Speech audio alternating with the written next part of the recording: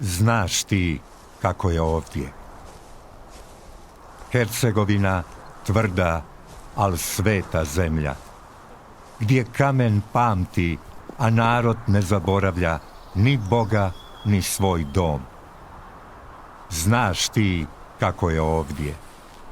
Nije lako, nije nikad ni bilo, ali ima nešto što se svake godine u nama iznova dogodi. U ime Oca i Sina i Duha Svetoga, nek gori ovaj badnjak za sve što nas drži skupa. I zato, tko god zna što znači vratiti se i tko to tek želi upoznati, neka dođe 13. prosinca u Hrvatski dom hercega Stjepana Kosače u 19 sati. Vidimo se na Gradu s ljubavlju, tradicionalnom božićnom koncertu Hrvatskog kulturno-umjetničkog društva Sveti Ante Cim iz Mostara. Sačuvajmo ono što nam je ostavljeno.